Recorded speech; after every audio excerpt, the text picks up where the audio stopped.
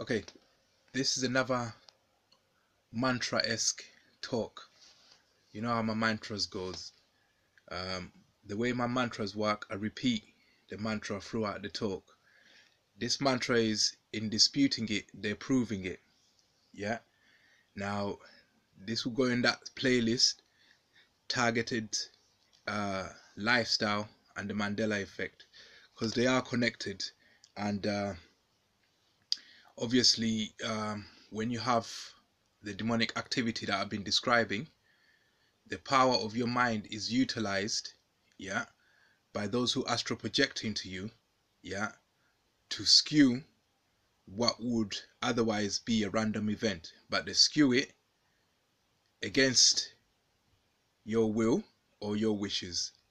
So if you wish to see something and it's random, the outcome is random. Let's say you wish to see a blue car and you're walking down the street, and obviously the chances of you seeing that are random. Now when you're under a demonic attack, they skew that so that you never see it, yeah, against your wishes, but it's the power of your mind that's being utilized. So the mantra is, in disputing it, they're proving it.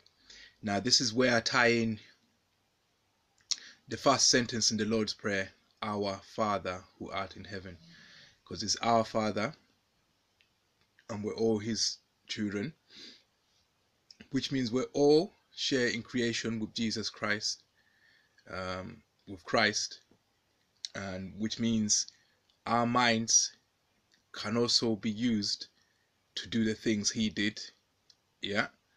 And I'm here, yeah, as proof, yeah, of the divinity of Christ and also the divinity of man, because that's what I am. Yeah. So when you see the divinity, when you say the divinity of Christ, you mean this is a man that knew it was a man and knew the power within a man and knew how to utilize that power, yeah, from his mind to himself, for others. But the rest of us have this power and it's innate, it's intrinsic, but we don't know how to use the powers of our minds to do miraculous things. People who astral project into your mind and who get assistance from all these different government organizations have figured out a way of using that innate power of your mind to do miraculous things. They don't believe in religion, so they don't understand that what they're doing is actually a miraculous thing. So for me to say I want to see that a red car and all you show me is blue ones, and it's the power of my mind that you've used to do that, that's a miraculous thing. Although your aim is to make sure that you ruin my moment, but you've just made my mind perform a miracle right there. So you will have to know my mind as something that is formed, yeah, something that's formed for you to act upon it, yeah.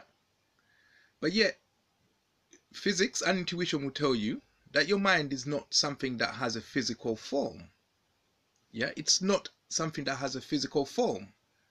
So how can you know something exists when it hasn't got a physical form?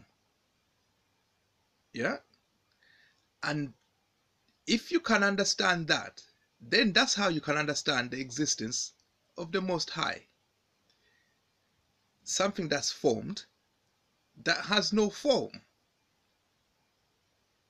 that you can look at and interact with as a formed being, but it has no form. Yeah. I was just looking at a pastor now saying that, you know, you've got the invisible God and then you've got the visualization or the visual form of the invisible God, which is Christ. And you say, fair enough. Yeah. And this is what we appear to, well, me personally, I don't know if you other targeted persons see it the same way, appears to be what my mission is here, to prove to you that the unformed, yeah, can be seen as formed. Because for you to tell me you've seen me thinking something, got upset and reacted by calling police to turn up at my door, you're admitting that you've seen thought. Thought is unformed. Yeah?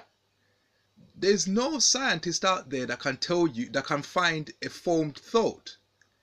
They can find neurons firing to create a pattern on your grey matter, like paint on canvas. Yeah, that's dynamic paint that changes over time. But they can't see a formed thought. They can extrapolate and interpret and create an image of what they've deduced is thought, but to actually get the thought itself and show it to someone and say this is a thought, you can't do that.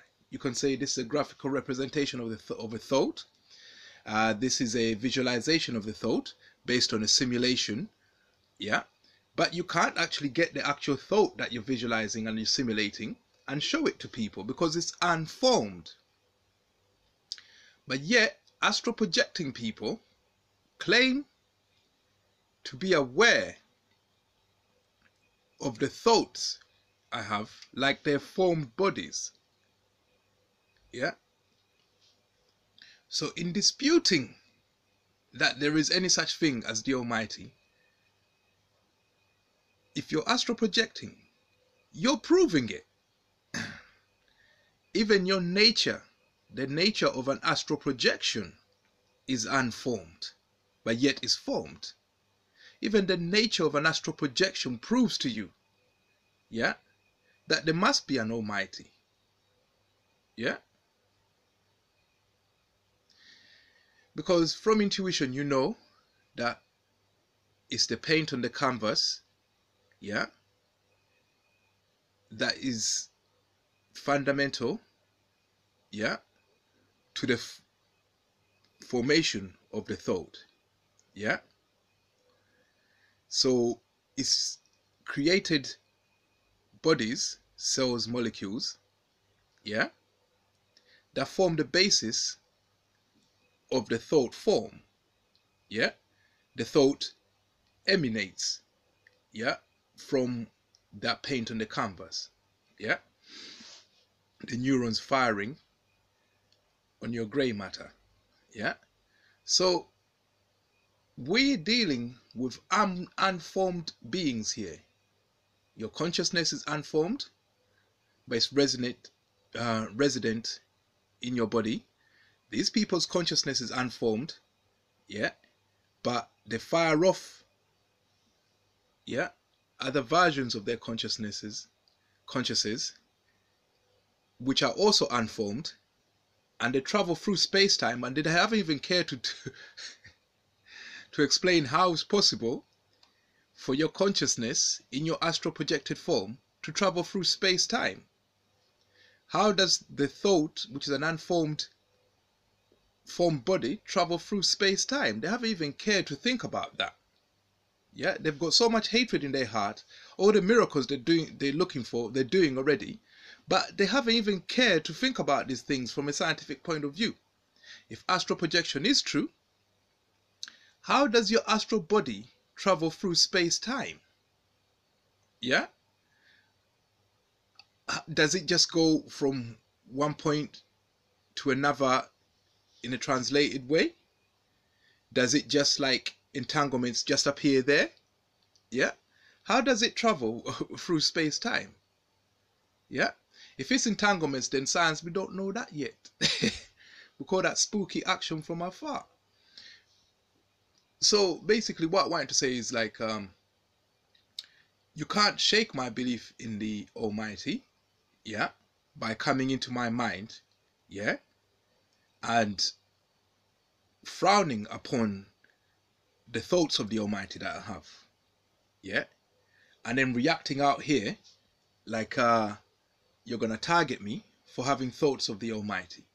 Because when you react to my thoughts, yeah, you're proving the Almighty. Yeah?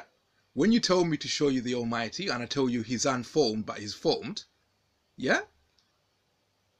When you react to my thoughts, you're proving that that's possible and that's true. Yeah? So my thoughts are unformed, but they bother you. They bother you like a formed entity that you've interacted with. But yet I know that they're unformed. Yeah? So when I have thoughts in my head about the Almighty, don't go in there and start chatting to me about, oh, that's silly though. Yeah? That's silly. There's no such thing as God. You cannot show me his form. Yeah? And you're interacting with my thoughts as you're doing this, but you cannot show me my thoughts as a formed body. Yeah? So in disputing it, you're proving it.